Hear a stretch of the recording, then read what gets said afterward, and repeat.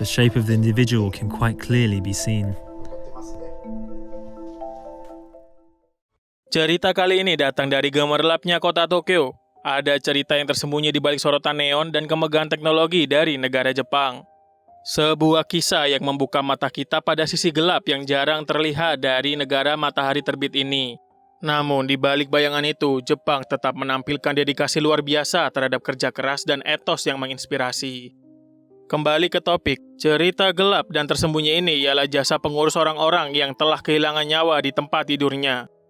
Jasa pembersihan setelah kematian atau dikenal sebagai Shinda Sekai Sabisu yang menyediakan layanan pembersihan dan penataan rumah bagi orang yang meninggal tanpa memiliki anggota keluarga atau yang tidak memiliki orang yang dapat mengurus mereka. Layanan ini biasanya digunakan untuk membersihkan dan merapikan tempat tinggal orang yang meninggal secara solo atau disebut dengan kodokushi di Tokyo dan kota-kota lain di Jepang. Layanan ini melibatkan pembersihan dan penyortiran barang-barang pribadi yang ditinggalkan oleh orang yang meninggal. Selain membersihkan, mereka juga berupaya untuk menemukan tanda-tanda kontak dengan keluarga atau kenalan, seperti buku alamat atau dokumen lainnya yang dapat membantu menghubungi orang terdekat yang mungkin masih ada. Layanan ini juga cukup didukung pemerintah dan cukup penting di Jepang mengingat jumlah orang yang tinggal sendiri semakin meningkat dan memerlukan perhatian khusus untuk penanganan setelah kematian. Tapi, ada beberapa kondisi khusus yang cukup menyedihkan terjadi di mana anggota korban dapat dihubungi tapi menolak untuk mengurus jasad dari anggota keluarganya. Hal ini sering terjadi dengan alasan sibuk bekerja atau jarak rumah yang jauh dari tempat tinggal anggota keluarganya yang meninggal. Bahkan ada beberapa kondisi sang anggota keluarga juga tidak mau menerima barang atau properti peninggalan anggota keluarga yang telah meninggal dengan dalih biaya pengantaran yang cukup mahal.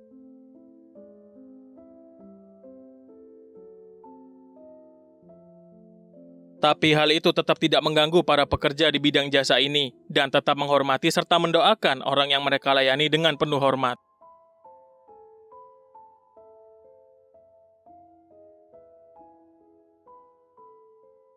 Bagaimana menurut kalian? Apakah negara Jepang ini cocok untuk kalian yang ingin hidup sendiri sampai kalian mati? Berikan pendapat kalian di kolom komentar.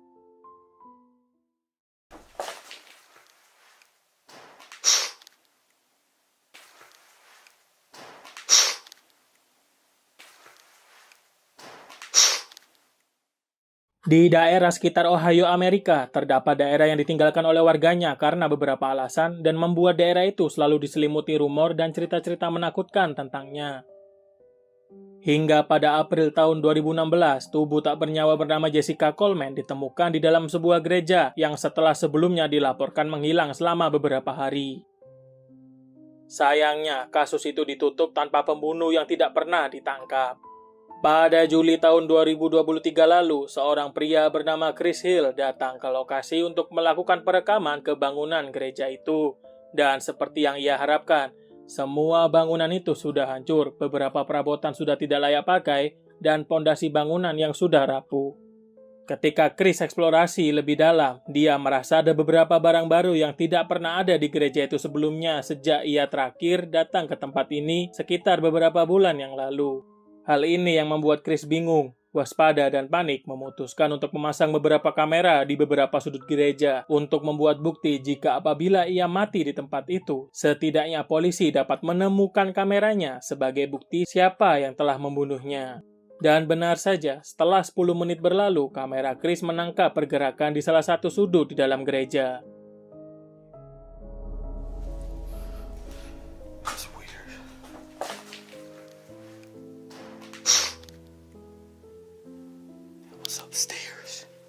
Tentunya pintu itu tidaklah menutup sendiri oleh angin, karena jika kalian melihat lebih seksama, di sana terlihat seperti ada seseorang yang membanting pintu itu secara paksa dan sengaja. Chris yang mengetahui hal itu langsung mencoba mengecek, tapi ia tidak menemukan siapapun di sana. Chris pun melanjutkan eksplorasinya hingga ia mendapati hal ini. Actually, it looks like it's just underneath the house. It's not really a basement. Still creepy.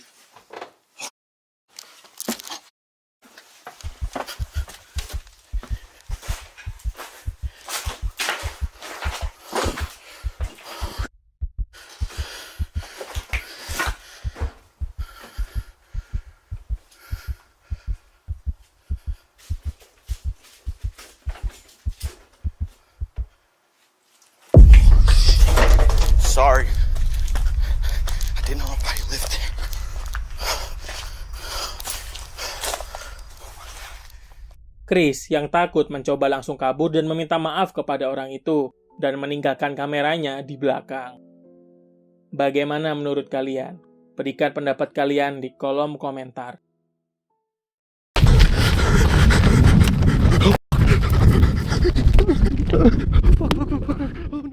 Video kali ini datang dari seorang YouTuber bernama Moe Sarji yang mengunjungi sebuah sekolah terbengkalai selama bertahun-tahun. Alasan pria ini kemari karena malam sebelumnya ketika ia dan temannya bernama Aldo membuat konten di gedung ini, secara tidak sadar, Sarji menjatuhkan dompetnya di tempat ini. Sarji yang takut memutuskan membawa kamera kecilnya untuk jaga-jaga apabila polisi datang kepadanya karena telah menerobos masuk properti milik orang lain dan menuduhnya sebagai pencuri. Sayangnya ketika baru memasuki salah satu ruangan, Sarji mendapatkan firasat yang buruk akan hal ini. I just heard somebody. Hello? Anyone here? Sarji yang takut tidak ingin mencari tahu sumber suara itu dan melanjutkan pencariannya. Sayangnya saat pencarian dompetnya, Sarji menyadari bahwa barang-barang di sekitarnya seolah-olah berpindah tempat dari yang terakhir ia ingat. Hingga ia tidak sadar jika ada seseorang sedang duduk di belakang dirinya. Oh, look, a glove. Look at this. There's like an actual glove that belonged to somebody. Hello? Anyone in here? Pretty sure that glove wasn't here last time, but look at this, guys. Somebody left a coffee cup over there. There's like a whole bunch of broken glass here. I don't see my wallet anywhere, though. Melanjutkan pencariannya, tiba-tiba ia mendengar sebuah suara di sekitarnya. Sarji yang panik langsung bersembunyi di salah satu ruangan tersebut. Oh my god, oh my god, oh my god, oh my god. There's someone here. Oh. There's someone here. Fuck. There's only one way in and one way out of this place.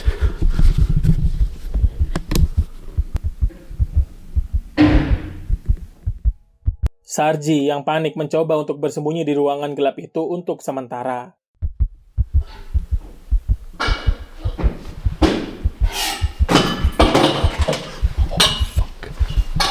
He almost saw me.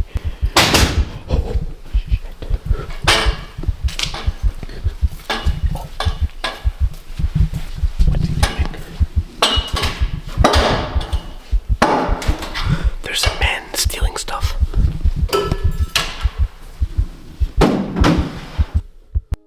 Sarji yang panik mencoba untuk kabur dari orang itu. Sayangnya orang bersenjata itu berkeliling di sekitar dekat pintu keluar. Yang mau tidak mau, Sarji harus memancingnya ke arah yang lain.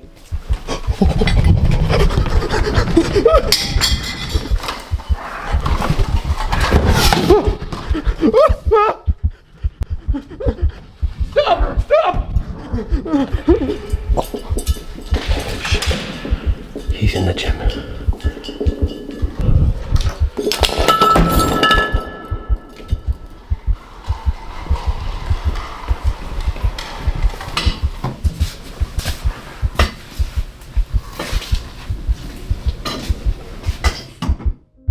Sarji yang berulang kali gagal memancing orang tersebut selalu menempatkan dirinya dalam bahaya.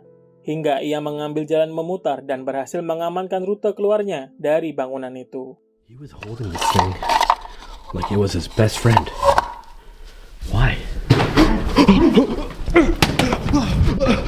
Headshot! Headshot!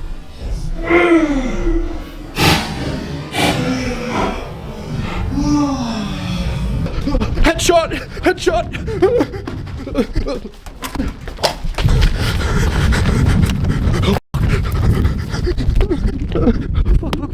Oh, no, no, no, no, no, no, no, no.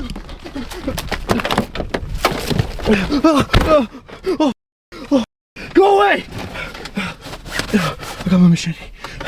I got my machete, you piece of shit. He's on drugs. Get out of here. Oh, shit. Shit. Dan hingga di akhir videonya, Sarji belum mendapatkan dompetnya dan berasumsi bahwa mungkin orang itu sudah mengambil dompetnya. Bagaimana menurut kalian? Berikan pendapat kalian di kolom komentar.